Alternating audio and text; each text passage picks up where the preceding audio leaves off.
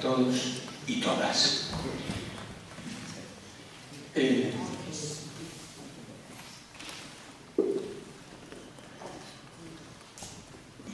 Voy a introducir a Gabriel Pérez Alcalá de una manera muy sencilla y muy rápida.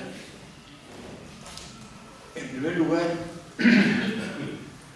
estábamos comentando hace un instante, él me lo recordaba, que él aquí está en su casa, porque hace muchísimos años que conoce este conjunto de San Hipólito, porque desde crío está viniendo por aquí. En su pubertad, supongo que era su pubertad, pensó que tenía vocación y después un padre habló con él y le dijo, no, tú sigue estudiando, no, de momento parece que no, y ya está, y ahí está. Pero sigue viniendo y sigue encontrándose como en su casa. Así que le he dicho, con tu permiso voy a ahorrar títulos, historias de esas, porque eso no es más que engordar una cosa que después ni se acuerda bien. Como ustedes saben, la mayoría seguramente ha sido hasta hace muy poco rector de la Universidad Loyola Andalucía. Sede en Sevilla y sede en Córdoba. Y también ahora sede en Granada, sí señor. Y ese esfuerzo, que ha sido un esfuerzo colectivo, ha estado capitaneado por él. Porque claro, era el rector y tenía que abrir camino y tirar para adelante.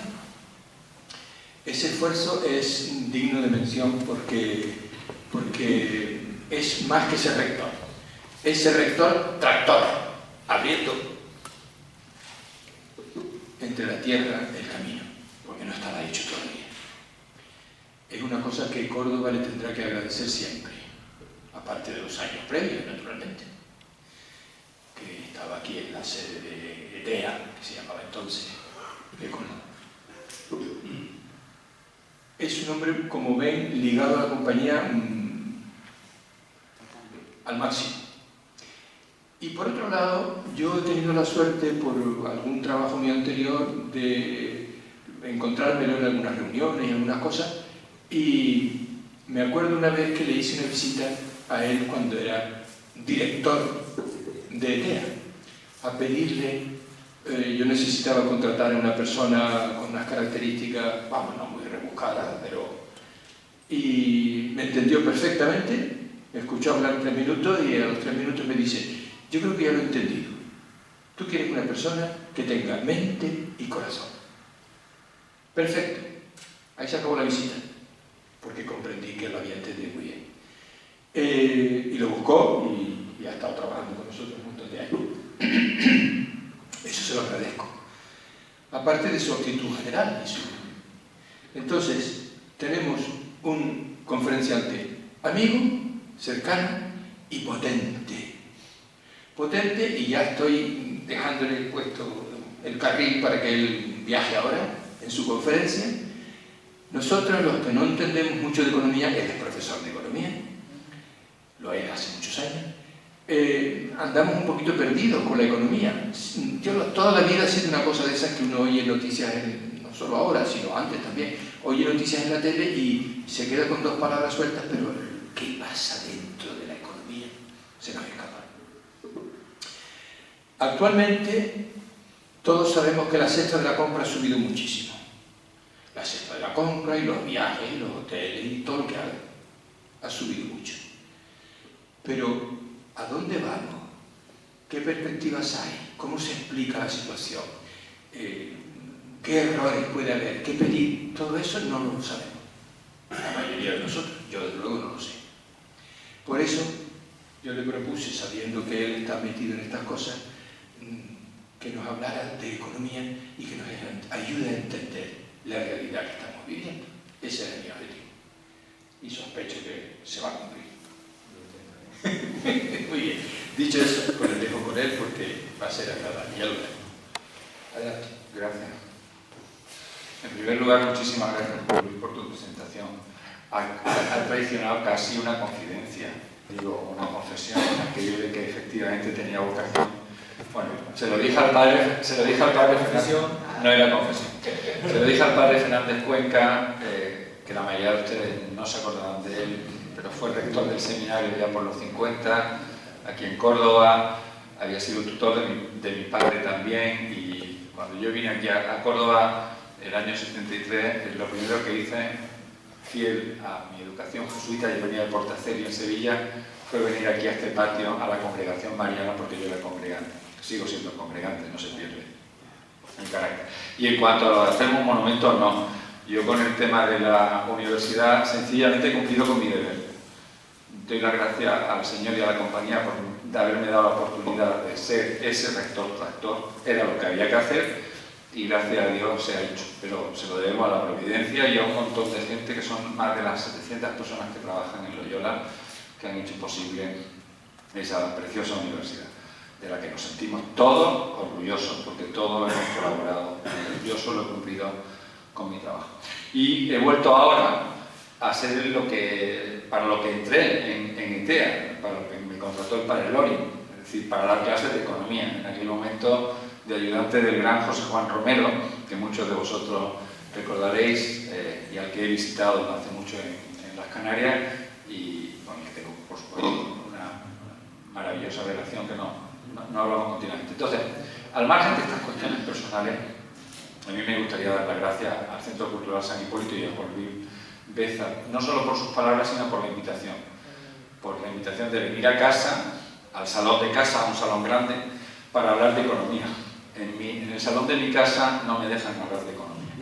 Y desde luego no me dejan hablar de economía tanto rato y en silencio como me van a escuchar ustedes amablemente. Y por eso también les quiero dar las gracias, no solo al Centro Cultural, sino también a todas las personas que venían a compartir. Y pido disculpas por haber adelantado estos 2 días. Una tesis doctoral en Zaragoza, que me han cambiado, me han vuelto loco con la fecha para ir a esa lectura de tesis, ha sido la causante de precisamente este adelanto por el que pido disculpas.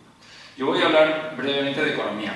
Voy a intentar hablar, y le he puesto ese adverbio que está muy mal puesto en un título. Poner en un título un adverbio, y más terminado en mente, sencillamente te dicen todos los expertos en comunicación que no hay que poner. No se ponen adverbios. ¿Qué significa eso de hablar de economía? Y más, tampoco empezar una frase con un gerundio. Sin embargo, lo he buscado adrede. He buscado adrede lo de hablando y el sencillamente. Hablando porque de lo que se trata es de que hablemos, de que dialoguemos, de que yo les suscite a ustedes alguna idea, de que ustedes me hagan después preguntas. Y el sencillamente es porque cada una de las frases que voy a decir, casi todas, que no todas, están sostenidas sobre un gráfico que contiene datos, o mejor dicho, un gráfico hecho a partir de datos. Para hablar de economía hay que hablar de hechos, y por desgracia para muchos hay que hablar de números. Y a partir de ahí, de la realidad que está en los números y que está en los datos, es como nos podemos hacer una idea de cómo está la economía. Por eso, hablando de economía española, me voy a centrar en la economía española, sencillamente, a partir de los datos y de lo que se trata después de que dialogue. Y permítanme que empiece, no sé si esto lo estoy pasando bien, que no. Le doy a intro. Sí. Permítanme que empiece por una crítica, cómo voy a organizar mi exposición. Primero con una crítica a la opinión pública y a la publicada, luego la economía española post-pandemia, es decir, lo que estamos viviendo ahora.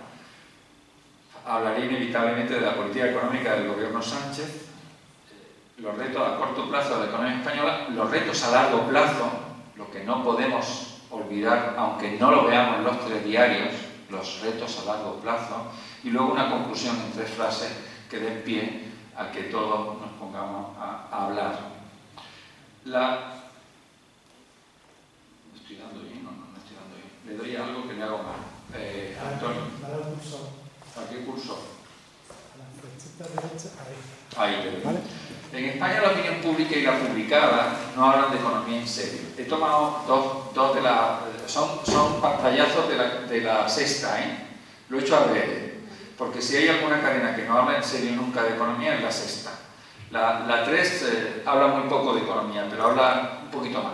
Pero después, la 1, etc. En televisión realmente se habla muy superficialmente porque andamos distraídos con otras cosas. Es curioso, pero es lo que los americanos llamarían en la traducción literal. Nosotros hablamos de economía del sube y baja.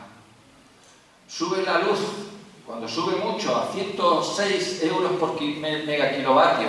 Nadie sabe en España lo que es un megakilovatio, pero es mucho, 106. No es noticia, sin embargo, que la semana pasada o hace 2 semanas estuvo a 4 euros el megakilovatio.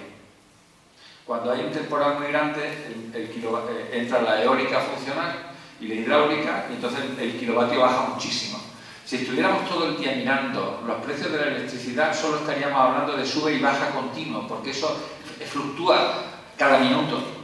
Y lo mismo pasa con el tema del paro. Esta es una foto del otro día. El tema del paro, se publican cifras de paro todos los meses, a principios de mes. Luego se publican otros trimestrales, que son de los que hay que hacerse cargo, son la EPA.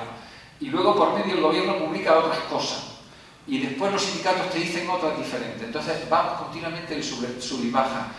Ahora, cuando venía de Sevilla en el coche, hoy ha perdido la bolsa el soporte de los 10.200, como si la gente supiera lo que son 10.200 puntos de la bolsa. Y la señora ministra de Trabajo ha dicho que el salario mínimo interprofesional debiera de ser de subida del 4%. 4% es mucho, es poco, unos dicen el 3, otros el 5%. Siempre estamos como en sub y baja, pero no vamos a lo que está pasando en la economía española.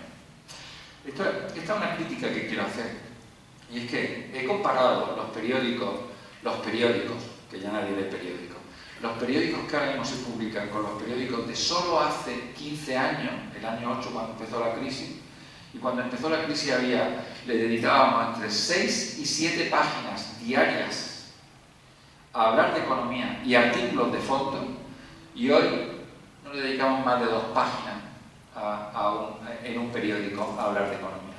Estamos entretenidos con otras millones de cosas. Es muy importante una barbaridad que haya dicho el señor Abascal, una declaración del señor Abascal sobre el gobierno, y a partir de ahí se monta un lío terrible que ocupa miles de páginas. Y sin embargo las cosas de fondo no las estamos tratando. Por eso, permítanme esa introducción en la que no les voy a reñir a ustedes, porque ustedes están interesados en la economía y son opinión pública, pero sí tendríamos que trasladarle a la opinión publicada, a los medios de comunicación, que tomen en serio el tema de la economía. Yo quiero hablar de economía en serio. Y es que la realidad de la economía española es que la economía española crece. Y la economía española está creciendo. Y está creciendo a un ritmo razonable. Miren, casi todos los gráficos que voy a poner son este siglo. Estos son la tasa de crecimiento de la economía española desde el año 2000. Pueden ustedes observar al principio, hasta el bache que hay ahí en el año 2009, cómo crecíamos por encima del 2%, 3%. Luego vino la crisis del año 2009, el año 2010, el bajón del año 2012, y cómo poco a poco, a partir del 13-14, volvimos otra vez a una senda potente de crecimiento. Para después venir la pandemia, que nos llevó a una caída el año 2020 de un 10,4%. Luego nos recuperamos rápidamente el año 21 y ahora estamos en ese entorno del 2,algo% de nuestra tasa de crecimiento. Por eso cuando el gobierno dice, la señora Calviño dice, la economía española está creciendo, dice la verdad, no miente.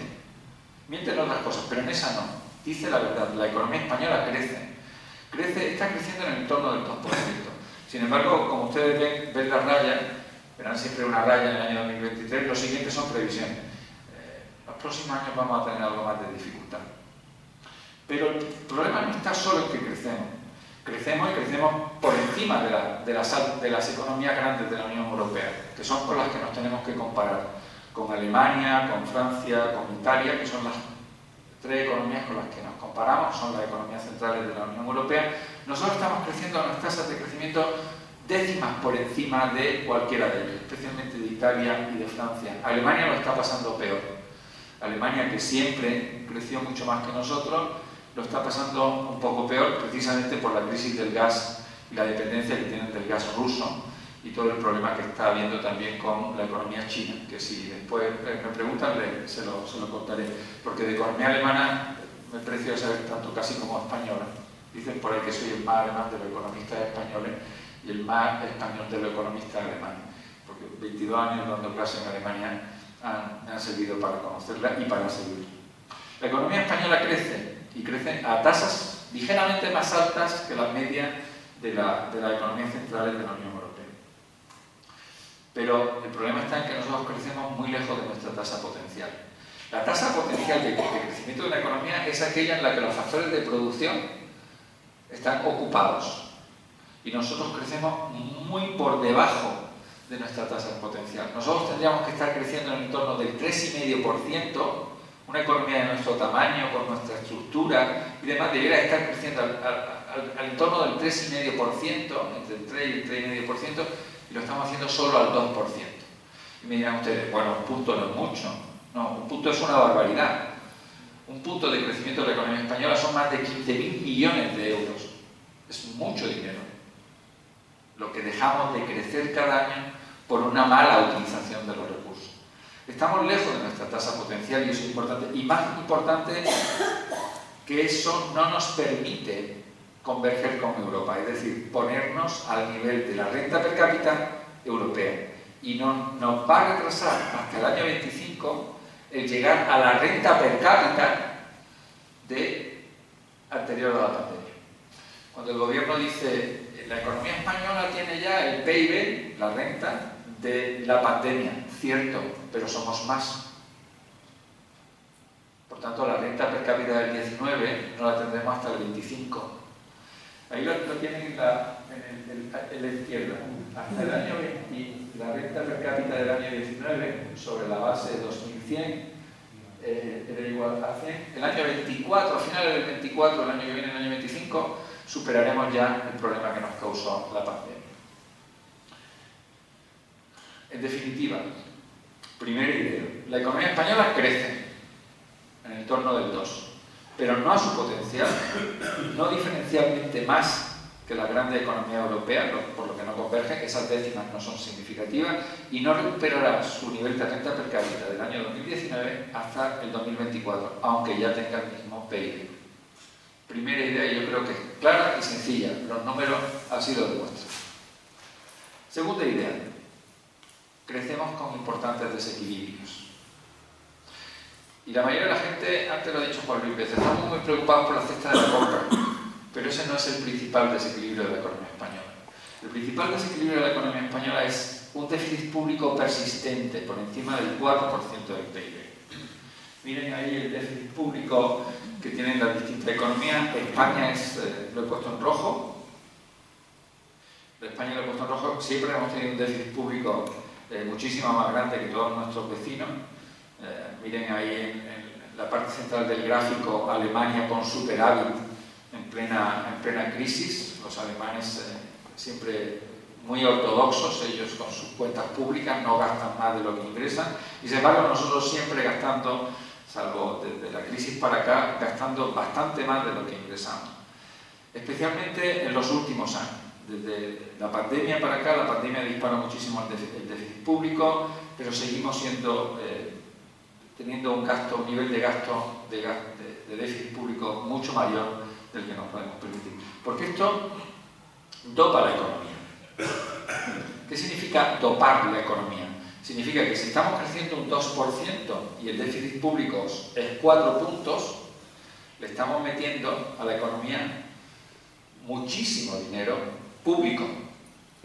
Por tanto, una parte importante del crecimiento es por ese déficit público. El día que eso desaparezca, que ahora veremos cuándo va a desaparecer, la economía se contraería.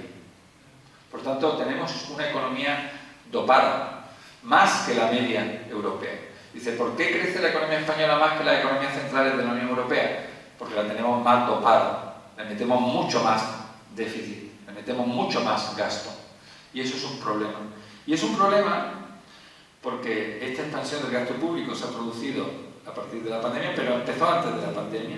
Y esto es un problema porque estamos generando un alto crecimiento de la deuda pública hasta niveles que podemos llamar italianos. Los economistas, cuando hablamos de niveles italianos, es tener una deuda pública por encima del 110-115% del PIB. He señalado ahí las dos flechas, son Italia, la primera aquí a la izquierda, Italia el año 2010, cuando estuvo a punto de ser intervenida. ¿Se acuerdan? En el año 2010 la prima de riesgo italiana, Italia era el gran enfermo de Europa y no sé cuánto. que nosotros estamos ahora en los mismos niveles. La economía española está alcanzando niveles de deuda pública sobre el PIB muy altos. Y porque hay inflación, es decir, porque el PIB es nominal, no solo el crecimiento real, sino también los precios. Y esto se maquilla un poco. Pero el volumen total de deuda que estamos generando es muy alto. Para que se hagan una idea, el PIB español nominal está en el entorno de 1,3 billones, de 12 ceros, 12 ceros. 1,3 billones de euros y nosotros tenemos casi 1,5 billones de deuda pública. De deuda pública. O sea que la tenemos entre todos y la tenemos que pagar nosotros, porque esta no la van a pagar los alemanes, ni los franceses, ni los italianos, la vamos a pagar nosotros. Y eso habrá que ajustarlo. Este es el primer problema, es decir, estamos creciendo, pero crecemos porque estamos inyectando muchísimo dinero en la economía.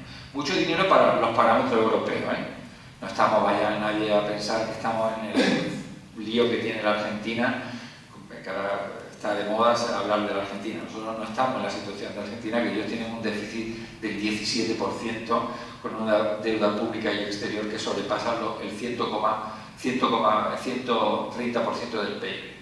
No estamos en los niveles de eso, pero vamos a tener un problema. Y sobre todo nos van a llamar la atención sobre este tema. Porque con tipos de interés creciente, cuando tú tienes una deuda del 100% al 4%, significa que el déficit público se lo come es la deuda. Para que nos hagamos una idea de lo que pagamos, del déficit que tuvimos el año pasado, aproximadamente la mitad fue pago de intereses de esa deuda. Como esa deuda, el tipo de interés de la deuda está creciendo, y después, si quieren, le doy el dato técnico de la madurez de la deuda, este año vamos a pagar un 3% de PIB de deuda, de intereses. Si esto sigue así, nosotros todo el déficit público se irá a pagar deuda, a pagar intereses. Por eso el problema no está en la inflación y el paro, que son dos problemas muy graves, que ahora hablaremos de ellos. El problema estructural de la economía española ahora mismo está siendo el déficit público y la deuda pública, porque esta situación de crecimiento así sencillamente no es sostenible. Primera idea. O mejor dicho, segunda idea. Crecemos, pero crecemos dopados. Tercera idea. Seguimos teniendo un paro estructural que no se resuelve con cambios legales que maquillan en las estadísticas. Miren, hicimos un cambio legal en el que los fijos discontinuos, cuando están parados, como pasa ahora, no computan en las cifras de paro. Con lo cual tenemos 600.000 trabajadores que oficialmente están trabajando. Eso en economía del mercado laboral, los economistas expertos en ese tema decimos que esto se llama subempleo, porque el que está en trabajo temporal, fijo discontinuo, no quiere estar en esa situación. Son la gente que trabaja en los hoteles de temporada en la costa, etc. Sencillamente, cuando no están trabajando hay que considerarlos parados. Nosotros quitamos eso por una cuestión de la señora Díaz, de la señora ministra de Trabajo, y sencillamente quitamos de un tirón alrededor de 500.000 trabajadores. Ni siquiera ellos nos pudieron dar la estadística a los economistas de cuánto había en esa situación, porque los quitaron directamente de un plumazo, ya no se contabilizaban en la encuesta de población activa. Pero ya al final dieron una cifra de unos 640.000, que pueden estar en el medio millón este año. Es decir, tenemos alrededor de 3 millones de parados si sumo esos 500.000 a los 2.800.000 parados que registra realmente la EPA. Tenemos una tasa de paro que ha bajado, por supuesto estamos en el 15%, pero el 15% sigue siendo la tasa de paro más alta de las economías desarrolladas, con la salvedad de decir. Seguimos teniendo un tal paro estructural altísimo. Una economía como la nuestra debiera de tener como mucho una tasa de paro del 5 o del 6%. Es decir, nosotros no deberíamos de pasar de 1 millón de parados, que ya son 1 millón de personas con problemas, dicho sea de paso, y es grave. 3 millones es una barbaridad. Y esto se está ocultando continuamente. Esto se está ocultando continuamente. No es que nos digan las estadísticas que te dicen todos los días los lunes, todas las primeras semanas de mes, el gobierno sale, el Ministerio de Trabajo, y dice récord de afiliación a la Seguridad Social. Por primera vez hemos pasado de 20 millones de españoles trabajando y ocupados. Claro, es que somos 47 millones. Cuando éramos 30 millones, tener 20 millones trabajando significaba que hubieran tenido que trabajar hasta los niños. Es decir, no metéis la estadística así. Dígame qué tasa de paro tenemos y cuántos parados tenemos. Y tenemos todavía un 15% de tasa de paro, entre el 12 y el 15, y estamos alrededor de 3 millones de parados. Y esto no se puede maquillar, porque los puestos de trabajo que hemos creado el año pasado, que han sido alrededor de 420.000, alrededor de 300.000 lo han sido en el sector público, lo cual alimenta el déficit. ¿Me estoy explicando? Esto es más. Esta es la realidad. Miren, aquí a la derecha tienen los asalariados en el sector público, que hemos pasado el año 2015, en el primer trimestre teníamos 2.930.000 y tantos mil, y ahora estamos en el año 22, el tercer trimestre y el 23, estamos en 3.500.000. La estadística del sector público va siempre retrasado un año. Es decir, nosotros hemos creado casi 550.000 puestos de trabajo en los últimos 7 años en el sector público. ¿Y qué es lo grave de esto? Que no han ido a los sectores que tienen mayor demanda para cubrir las necesidades de la población, que son sanidad y educación, pero especialmente sanidad. Porque en sanidad lo único que estamos haciendo es sustituir los que se jubilan por los que entran. No se están creando realmente puestos netos de trabajo dentro del sector sanitario. No sé para qué sirve la automatización en la administración cuando seguimos teniendo crecimiento de administrativo. Y por el otro lado, los parados totales, se pueden observar ahí, están en el entorno del 3 millones. El paro estructural es viejo y complejo, y me van a permitir que le dé 5 causas rápidas del paro. Se lo puedo demostrar a cada una de las frases que voy a decir ahí, ¿vale? Tengo distintos artículos ya antiguos, pero se pueden actualizar porque los problemas siguen siendo los mismos. Tenemos un marco laboral muy rígido. El Estatuto de los Trabajadores, y esto lo he puesto en artículos de periódico aquí en el Córdoba un montón de veces, el Estatuto de los Trabajadores es culpable de paro. El Estatuto de los Trabajadores y la ley sindical y otra serie de leyes que tenemos en España están muy atrasadas, son de finales de los 50, aunque las maquillaron, están muy atrasadas, no siguen ni uno solo de las recomendaciones de un marco laboral estable y sano que ha tenido, que dice la OCDE y que, por ejemplo, llevó a la reforma del mercado laboral en Alemania en la década de los 90, en Países Bajos, en Dinamarca, etcétera, que son países que tienen tasas de paro del 5% y no llegan. Nosotros hemos seguido R con los mismos fundamentos de un Estatuto de los Trabajadores antiquísimo. Si supieran un poco de historia, los que hacen las leyes del mercado laboral se darían cuenta de que casi todo viene de las ordenanzas laborales franquistas de finales de los 50. Falangismo puro. Segunda idea, un alto coste en impuestos del trabajo. Las cotizaciones sociales son un impuesto que pagamos todos. No lo pagan los empresarios, porque los empresarios lo meten en el coste de fabricación y lo pagamos después en el precio. Y es un impuesto regresivo, igual que el IVA, que es injusto. Lo pagan en mayor porcentaje los más pobres. Esto lo puedo demostrar también, si vienen ustedes a mis clases del segundo cuatrimestre, que siempre las he dado, sobre distribución de la renta y política económica, macroeconomía 4, están ustedes invitados, les demuestro con datos que las cotizaciones sociales generan paro y son injustas. En los porcentajes los tenemos. Un permanente desincentivo a la búsqueda de empleo, eso se llama histéresis, por un sistema mal diseñado de cobertura. Lo que cuando damos unas coberturas muy altas de desempleo, hacemos que el trabajador, al principio está muy bien, pero si no le ponemos fecha de caducidad a las coberturas y sobre todo no las hacemos decrecientes, hacemos lo que aquí se hizo con el PER. ¿Se acuerdan ustedes? Estoy en Andalucía y puedo decir PER y todo el mundo me entiende. El PER, el Plan de Empleo Rural, que ha sido una de las bolsas de pobreza, uno de los círculos de pobreza más grandes que hemos tenido los andaluces. Porque no generamos incentivos para salir de esa pobreza. Entonces, ahora con la extensión que quiere hacer la señora Díaz, sencillamente vamos a provocar una cosa que se llama histéresis, y es que cuando un trabajador lleva más de año y medio, 2 años, parado, pierde cualidades y capacitaciones que le impiden acceder al mercado laboral en mejores condiciones. A medida que pasa el tiempo, es decir, si no se encuentra empleo en los 6 primeros meses, a medida que pasa el tiempo, la probabilidad de encontrar empleo va decayendo.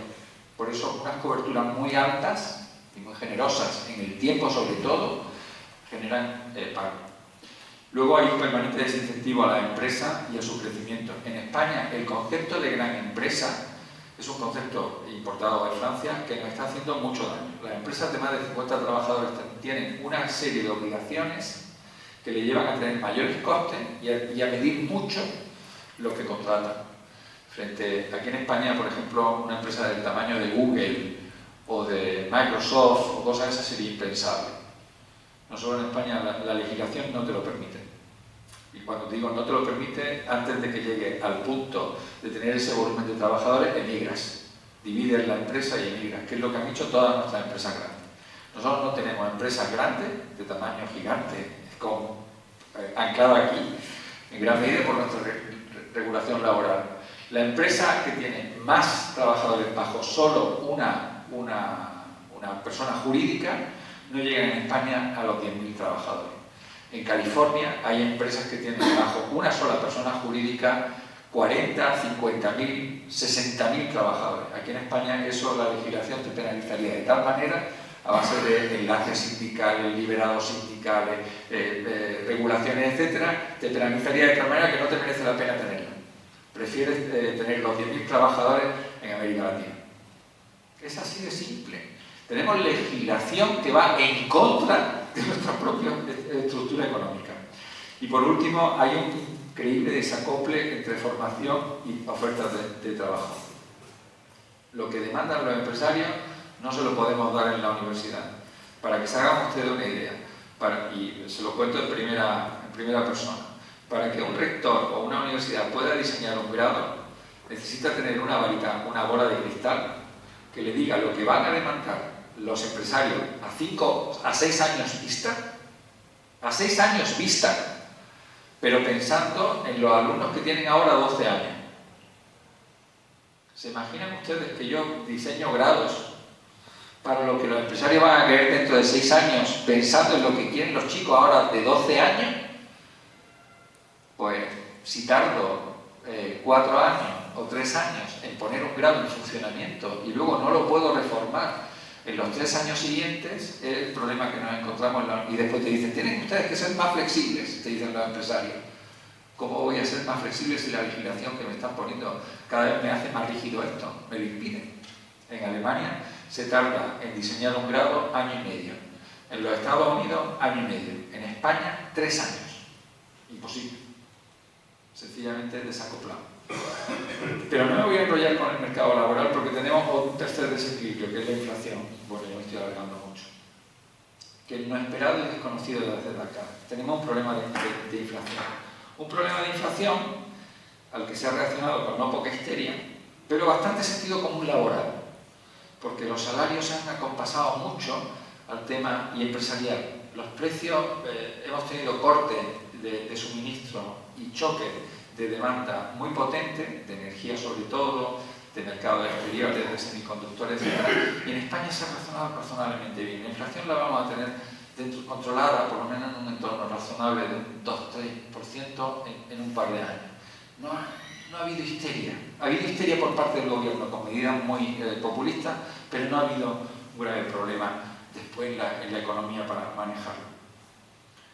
Una inflación compleja por la interrupción de las cadenas de suministro, por la crisis energética que la guerra de Ucrania nos produjo y que todavía estamos sufriendo en parte, por la crisis de materiales básicos y semi-elaborados, por la neutralización de Ucrania. Piensen que la guerra de Ucrania ha quitado del mapa mundial aproximadamente un 15% del total del acero.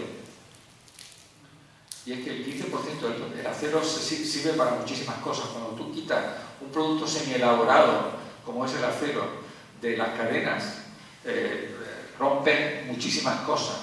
entre otras cosas porque suben mucho los precios del otro 85% que sí produce acero. Y a partir del acero, otros muchos de material. Y luego, en España, tenemos una subida de los precios de los alimentos también por una cuestión básica, la sequía. La producción, y lo conocen ustedes seguramente mejor que yo, la producción de aceite este año va a ser pequeñísima, un 15 o un 16% del total de la media de producción de los 900.000 millones de toneladas que producimos en media en la década anterior. O, bueno, tenemos, igual que hablo del aceite, puedo hablar de otros muchos productos que nos han encarecido significativamente la cesta de la compra. Todo esto tiene una ventaja, que la voy a poner antes, no sé cómo volver, pero bueno, ya estoy dándole como loco. Antonio, ayúdame, o me espero. Espérate, ¿le puedo dar para atrás? ¿Sí? No, ahí se queda. Esto está manteniendo, le voy a dar una buena noticia. La buena noticia es que todo esto nos está permitiendo mantener un saldo positivo por cuenta corriente y estamos reduciendo nuestra deuda externa. Ustedes habrán oído millones de veces que siempre teníamos un problema de deuda, de saldo por cuenta corriente. Es decir, la balanza de pago española era un problema siempre que la salvaba el turismo. Bueno, pues no solo lo salva el turismo, tenemos un saldo por cuenta corriente muy potente desde hace ya casi 4 años, 5 años, y esto nos está permitiendo una significativísima reducción de nuestra deuda externa. Gracias a Dios hemos ido reduciendo la deuda externa hasta unos límites que yo diría que ahora mismo son manejables. Y la mayoría de esa deuda externa es pública, que es lo que me preocupa. Pero era darle un dato. De cualquier forma, y en detalle, la economía española crece poco y con desequilibrios viejos como el paro estructural, insostenibles como el déficit público y peligrosos como la inflación. ¿Y ante esto qué ha hecho el gobierno?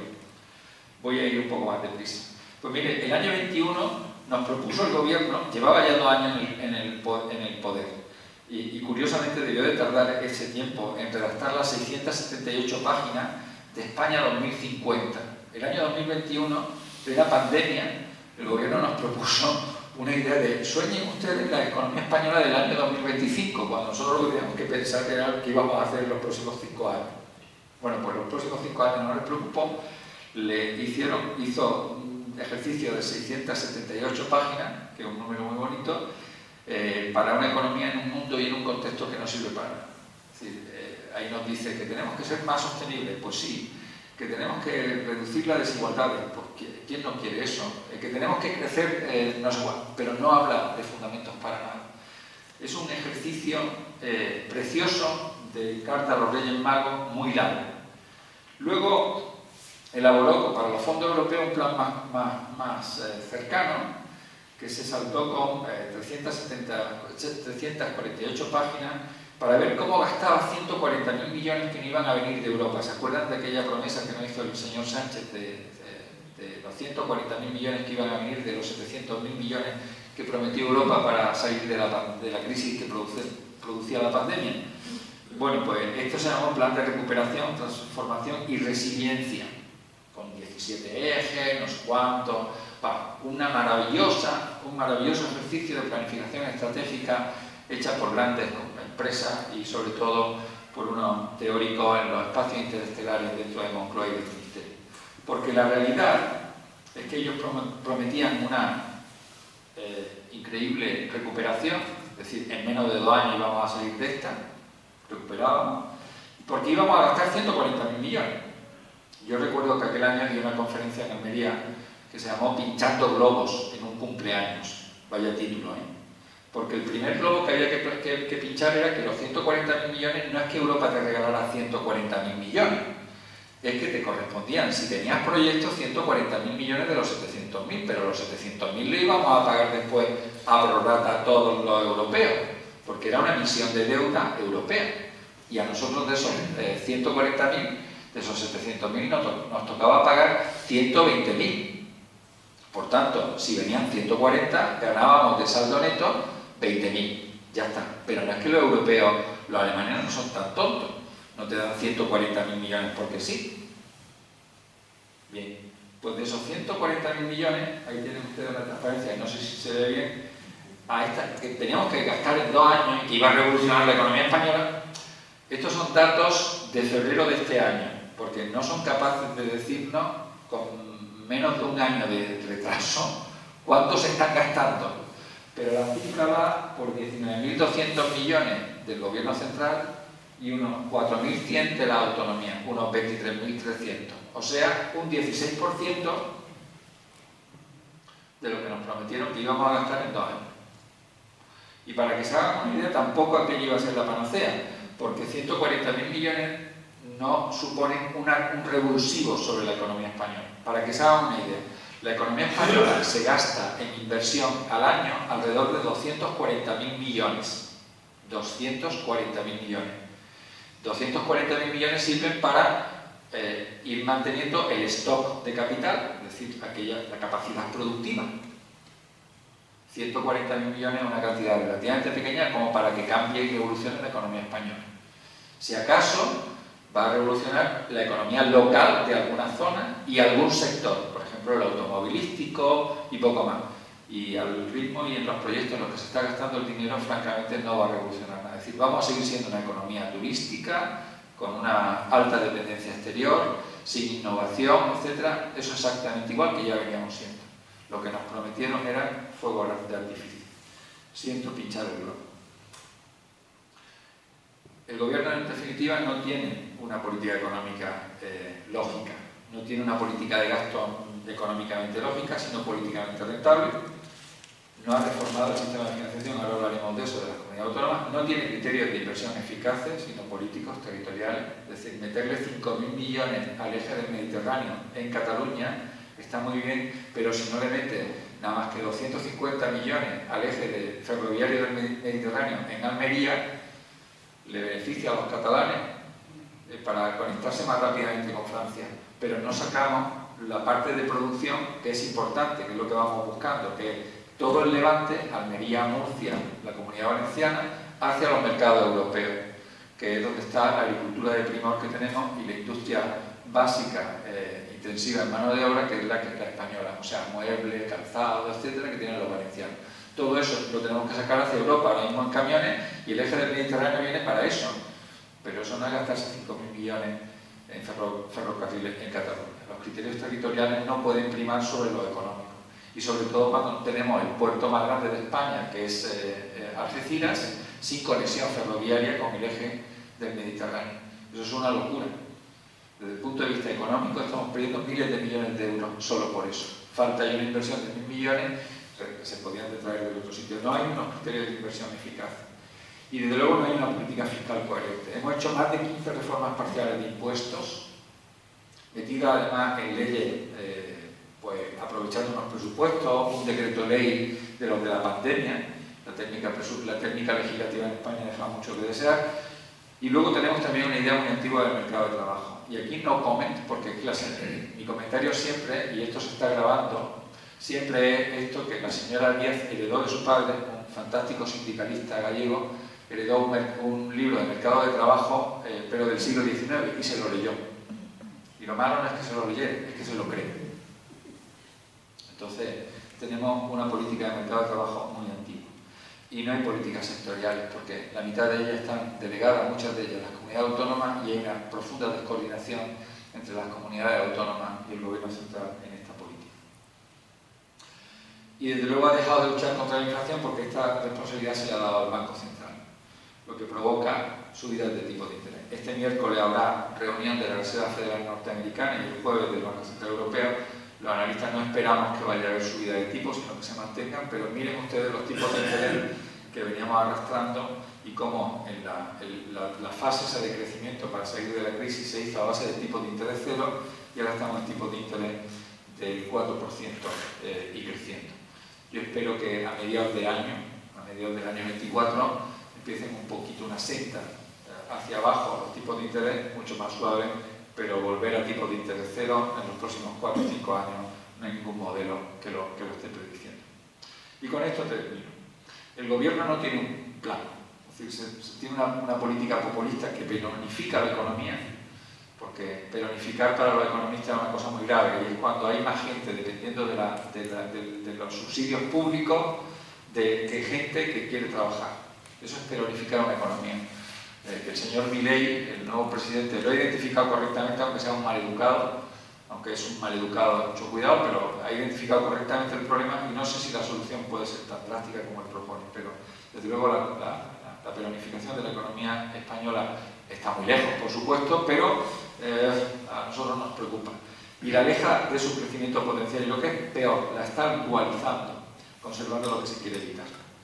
Dicho de otra forma, cuando se hace una política como la que hemos hecho, de subvenciones, de ayudas públicas permanentes, pero desincentivando al mismo tiempo la economía productiva, sencillamente lo que hacemos es un montón de gente dependiente del Estado. Un montón de gente dependiente del Estado. Y los andaluces tenemos en esto una experiencia alucinante con el famoso PER, que se empezó a quitar el año 2005. Debíamos de haberlo empezado el año 95 y podía contar anécdotas de cuando yo trabajaba en aquel momento precisamente para el Ministerio de Trabajo. Pero bueno, vamos a crecer, pero el reto a corto plazo es crecer por encima del 3% en un contexto de política fiscal restrictiva. ¿Qué significa eso? Y ya voy a ir cerrando, voy a cortar todo lo que viene detrás. La primera, que es Europa tiene reglas fiscales. Para pertenecer al euro hay que cumplir reglas fiscales. La semana pasada hubo una maratoniana reunión de ministros de Economía Europea, terminaron a las 4 de la mañana y no llegaron a más que a un principio de acuerdo, que tenemos que tener reglas. El acuerdo es que tenemos que tener reglas y que las reglas tienen que empezar a partir del 24 o como muy tarde el 25. Ese es el acuerdo que se llegó a las 4 de la mañana. Ahora, ¿qué regla? Eso es lo que no vamos a tener claro. Porque por una parte Alemania está gobernada por los socialdemócratas, como usted sabe, en una coalición con los liberales y los verdes, una coalición poco complicada, y ellos están por la labor, como buenos alemanes, de reglas estrictas iguales para todos. Pero por otra parte, España quiere reglas ad hoc. Alemania tiene un 60% de deuda pública, nosotros tenemos un 117% de deuda pública. Por tanto, cada uno va a tener que seguir una senda diferente. Ahora, ¿cuánto de diferente? Eso es la pregunta que nos vamos a hacer. Pero va a haber reglas seguro. El fin de los déficits excesivos está cerca. No podemos seguir en el 4% por mucho tiempo. Esto implicará crecimiento de impuestos, conociendo este gobierno, porque reducción del gasto lo dudo. Dudo que vaya a haber una significativa reducción del gasto, aunque necesariamente se van a ajustar las ayudas porque están fracasando mucho en un cierto sentido. Luego va a haber una política monetaria restrictiva, es decir, los tipos de interés van a estar por encima del 3% y la financiación de la economía española una prima de riesgo del 1,5%. ¿Qué significa eso? Que las empresas gigantes, las grandes multinacionales, no van a invertir en España. Ferrovial no se fue por un problema con el gobierno, se fue por un problema de deuda, vamos a decirlo claramente. Es decir, Ferrovial tiene una deuda de casi 100.000 millones, si se ubica en Países Bajos, le cuesta un 1,5% menos la emisión de deuda que en España. Por tanto, Ferrovial, que decidieron sus accionistas irse, se ahorraban unos 1.500 millones de euros al año. Es así de simple. Es tan sencillo como eso, al margen de que lo contaran mal y que el gobierno se cebara con ellos, pero es un problema de dinero. La prima de riesgo penaliza la inversión extranjera. Eso es muy importante. Y luego tenemos una coalición con una visión del mercado laboral rígida. Hay que sufrir a la señora Díaz. Es simpaticísima y da muy bien en la televisión, pero hay que sufrir a la señora Díaz. Bueno, hay que sufrirla. Pero sobre todo el gran problema que vamos a enfocar el año que viene es que todo esto hay que repartir, el gasto público hay que repartirlo, porque como ustedes saben, más de la mitad del gasto público le corresponde a la comunidad autónoma, porque hay educación y sanidad. Y esto implica tener que hablar de lo que no se ha hablado hoy en el Consejo de Política Fiscal, porque no ha ido Cataluña, y es el tema de la financiación autonómica. Como ustedes saben, hay comunidades que están sobrefinanciadas, el País Vasco y Navarra. Hay comunidades que tienen una muy buena financiación en el régimen común porque tienen efecto sede, Madrid, y hay dos comunidades muy pobladas que tenemos muchos problemas de financiación, Valencia y Andalucía. Nosotros recibimos per cápita un 35% menos que los madrileños y un 55% menos en sanidad y educación que los vascos. Y ustedes me perdonarán, pero eso no puede ser. Y Cataluña pretende recibir lo que reciben los vascos. por unidad. Con lo cual, como no hay para todo, el chicle hay que repartirlo. Si ellos hacen valer sus votos, pues nos vamos a encontrar con que vamos a tener un problema de reparto, un problema grave. Y esto hay que hablarlo abiertamente. Los 100.000 millones que le ha prometido el señor Sánchez a cambio de los 7 votos a Cataluña no los podemos pagar, sencillamente. Lo que genera incertidumbre. Nos polariza, que también lo quiero subrayar, nos polariza, porque no lo hablamos abiertamente, nos enfrenta internamente y nos hace olvidar los retos a largo plazo. Yo me voy a centrar ya en 5 minutos en los retos a largo plazo, les doy las 3 frases y me hacen las preguntas, que ya me han alargado demasiado, llevo casi 1 hora hablando y todavía no se han aburrido. Los retos que vamos a abordar, 5 retos, quedarían para otra conferencia si me invitáis allá por el mes de mayo.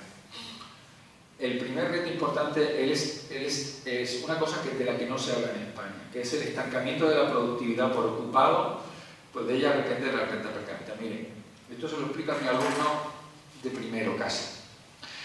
Si estuviéramos en una isla desierta, imagínense que todos los que estamos aquí caemos en una isla desierta, de la que solo hay una producción y de eso tenemos que vivir, de cocos. ¿Cuánto podemos consumir por los cocos que produzcamos? Si solo uno de nosotros va a coger cocos y todos tenemos que vivir de lo que coja, cogemos muy poquito. Si vamos todos y todos cogemos muchos cocos, eso se llama productividad por ocupado. Cuanto más cojamos cada uno de nosotros, más podemos comer. Así de simple. La productividad por ocupado año es la clave de la renta per cápita. Está perfectamente correlacionada. Perfectamente correlacionada. Y nosotros, los españoles, nos hemos dedicado a no tener crecimiento de la productividad desde el año 95, ahí he puesto desde el 96, he puesto 1996. En 1996 nosotros estancamos nuestra productividad. Habíamos tenido unos crecimientos muy altos de productividad con la integración de España en la Unión Europea, sobre todo a partir del 85. A partir del 96 casi nos estancamos. Y desde entonces, quitando esos picos, ese pico, lo tienen aquí a la derecha, ese pico hacia arriba que la pandemia, eso se tiene que eliminar. ¿Sí? Quitando eso, nosotros la productividad en España en los últimos 20 y tantos años prácticamente no ha crecido. Ni robotización, ni mecanización, ni no sé cuánto. Hay sectores donde ha crecido y hay sectores donde ha decrecido. Y adivinen ustedes, hay sectores donde ha crecido mucho la productividad del 96 para acá. Agricultura.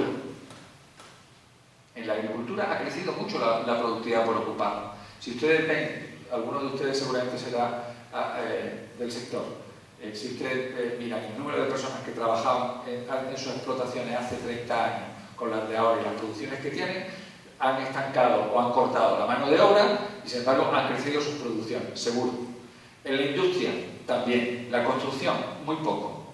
Sector servicios, que es mayoritario para nosotros, no ha crecido la productividad, no crece la productividad en la hostelería, no crece la productividad en el turismo, no crece la productividad en el comercio, no está creciendo la productividad en el sector público, que es donde tenemos la mayoría de las personas del sector servicio.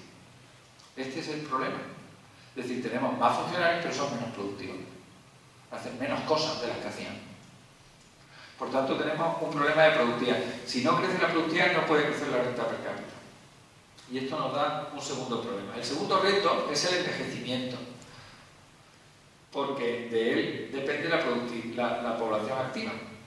Ahí les pongo el año 2054, dentro de 30 años, el 30% de la población tendrá más de 60 años. 1 de cada 3 españoles, ahora mismo somos mayores de 65, 1 de cada 5.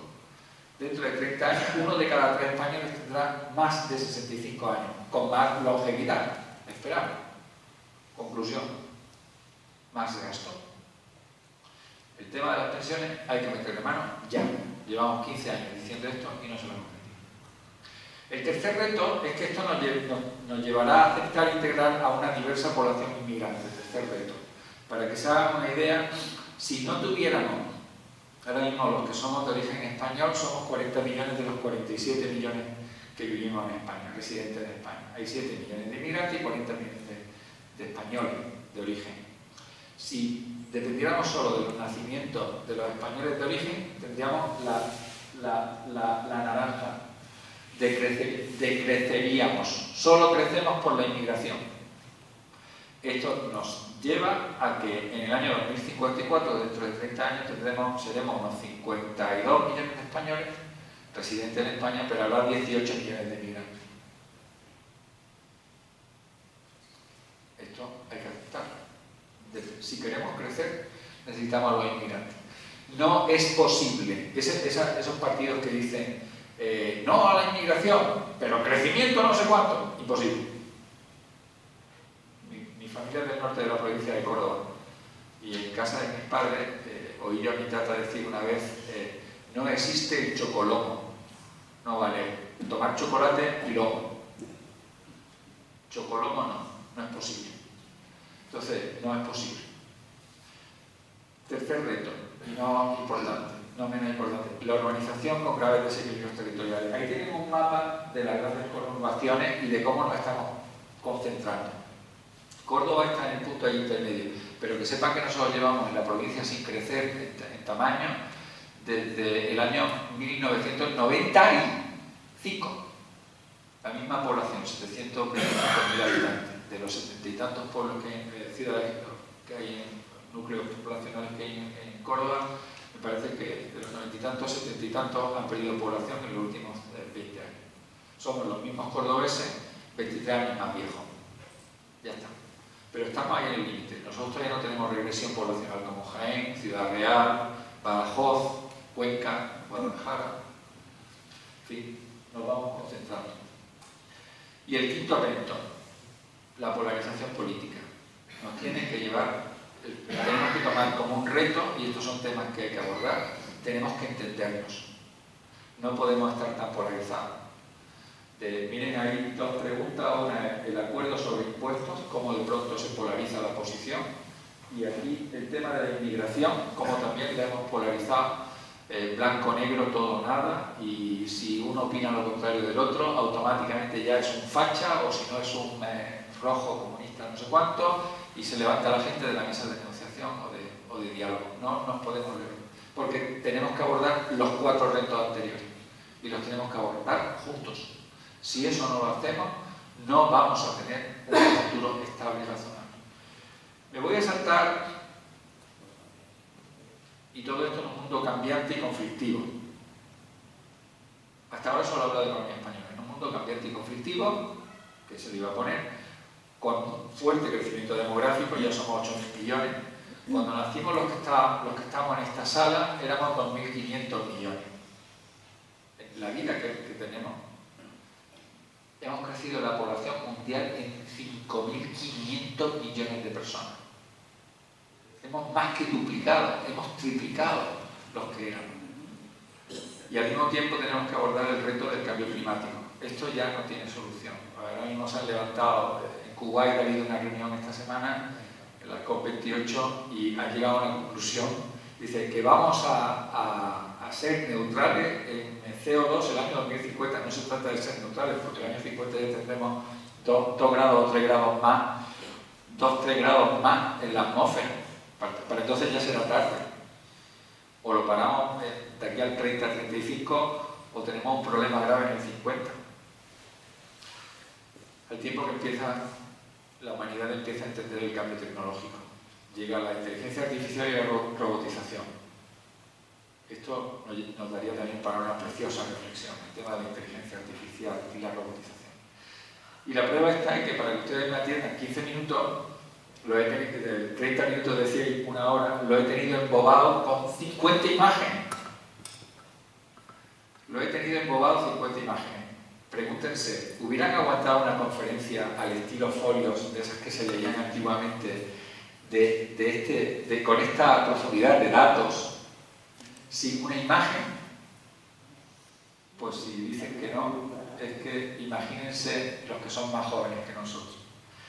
Y con esto termino dándole 3 ideas. La primera, la economía española crece con problemas, pero no más de los que han de abordar la economía de nuestro entorno, y mucho menos de los que tienen la economía con verdaderos problemas. Yo fui asesor del gobierno de la Argentina a principios de este siglo, me mandó la Unión Europea allí para una misión, para ver si le prestábamos 12.000 millones de euros, que al final se los prestamos por debajo. En fin, no les cuento eso, porque se van a poner mal. Había una corrupción terrible. Ellos tienen verdaderos problemas.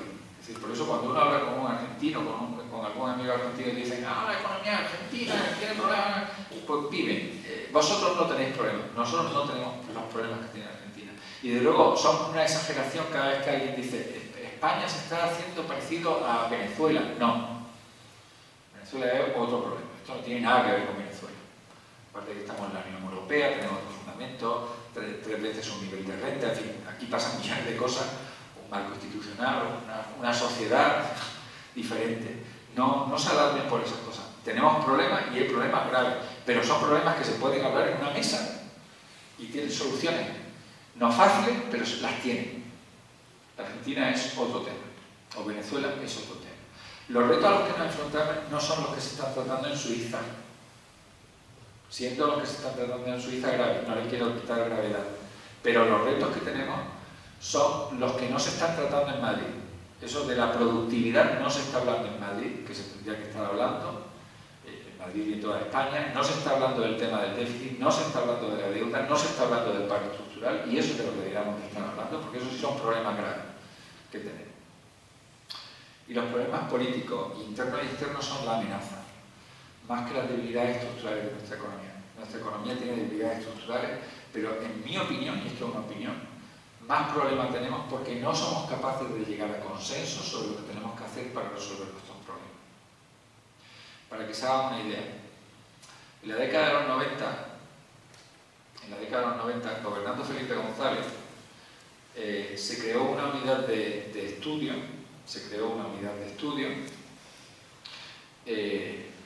y de decisión, en la que participaban economistas técnicos, sin adscripción ideológica, del Banco de España y del Ministerio. El Ministerio de Hacienda y de Economía tenía entonces, en aquella época, tenía con Miguel Boyer, Carlos Olchaga, Pedro Soles, tuvo un fantástico equipo de economistas.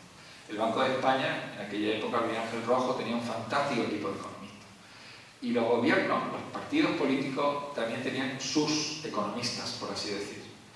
Y se reunían gente del Partido Popular, gente con carnet del Partido Popular, Luis de Guindos, José Luis Feito, etcétera, con gente del PSOE.